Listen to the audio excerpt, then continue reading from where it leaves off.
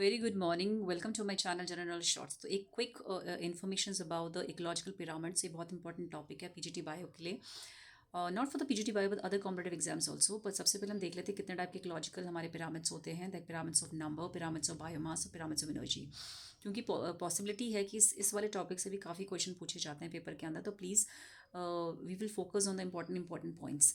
तो pyramid of number का example होता है grassland ecosystems and tree ecosystems. Very pyramid of number का एग्जांपल है grassland ecosystems and tree ecosystem. अब इसमें यह पूछा जाता है कि कौन सा वाला इन्वर्टेड है, कौन सा अपराइट होता है। तो ग्रासलैंड इकोसिस्टम हमेशा अपराइट होता है। ठीक है, इस अपराइट मतलब इसका बेस क्या तो ब्रॉडर होगा। तो इसमें ज़्यादा क्या होती है हमारे हब मतलब अगर ग्रासलैंड में क्या होती है, ज़्यादा हमारे प्लांट ज़्यादा होते हैं as compare to the carnivorous. तो इसीलिए इसका जो हमारा पिरामिड बनता है वो हमेशा अपराइट बनता है ग्रासलैंड में।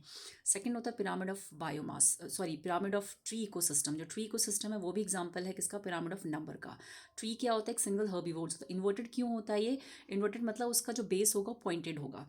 इससे क्यों, क्योंकि ट्री कम होते हैं। ट्रीज़ क्या होता है, लेकिन एक ट्री जो होता है बहुत सारी चीज़ों को सपोर्ट करता है। वो एनिमल्स को भी सपोर्ट करता है, वो बर्ड्स को भी सपोर्ट करता है, वो इंसेक्ट्स को भी सपोर्ट करता है। तो बहुत ज़्यादा कार्निवोर्स हो जाते हैं। और जो ट्री होते हैं वो एक ट्री बहुत सारी चीज़ों को सपोर्ट करता है, तो इसीलिए इसका होता है inverted. Very important, pyramid of number में ग्रासलैंड इकोसिस्टम अपराइट होता है और ट्री का इकोसिस्टम इन्वर्टेड होता है। Second one is pyramid of biomass. Pyramid of biomass का एग्जाम्पल है फॉरेस्ट इकोसिस्टम, जो हमेशा अपराइट होता है। फॉरेस्ट क्योंकि क्या करता है, फॉरेस्ट में क्या होगा, बहुत सारी प्लांट्स होंगे, बहुत सारी ट्रीज होंगे as compare to other carnivores. तो इसलिए अपराइट मतलब इसका हमेशा अपराइट होता है फॉरेस्ट इकोसिस्टम। किसका एग्जांपल है, पिरामिड ऑफ बायोमास का। और इक्वेटिक इकोसिस्टम में जो पॉन्ड इकोसिस्टम होता है हमारा, वो होता है इन्वर्टेड। ठीक है, क्योंकि हमारा जो प्लैंक्टॉन्स होते हैं वो प्रोड्यूस तो होते हैं, लेकिन वो धीरे धीरे करके क्या खत्म होते रहते हैं, क्योंकि बिकॉज ऑफ द इक्वेटिक जो फिशेज होती हैं, एनिमल्स होते हैं हमारे, उनके कारण। तो इसीलिए हमेशा इन्वर्टेड होता है। तो इक्वेटिक इकोसिस्टम इन्वर्टेड होता है। इसका एग्जाम्पल है pond ecosystem. So forest ecosystem upright होता है। पिरामिड, और किसका एग्जाम्पल है, पिरामिड ऑफ बायोमास का। Next one is pyramid of energy. Pyramid of energy सारे इकोसिस्टम्स के लिए हमेशा अपराइट होता है। वेरी इंपॉर्टेंट, सारे इकोसिस्टम चाहे वो हमारा ग्रासलैंड हो, ट्री हो, फॉरेस्ट हो या इक्वेटिक हो, सारे इकोसिस्टम के लिए हमेशा अपराइट होता है पिरामिड ऑफ एनर्जी। ये कभी भी इन्वर्टेड नहीं होता है। वेरी इंपॉर्टेंट, 10% एनर्जी रूल में रेमोंड लिंडेमैन ने दिया था 10% एनर्जी रूल।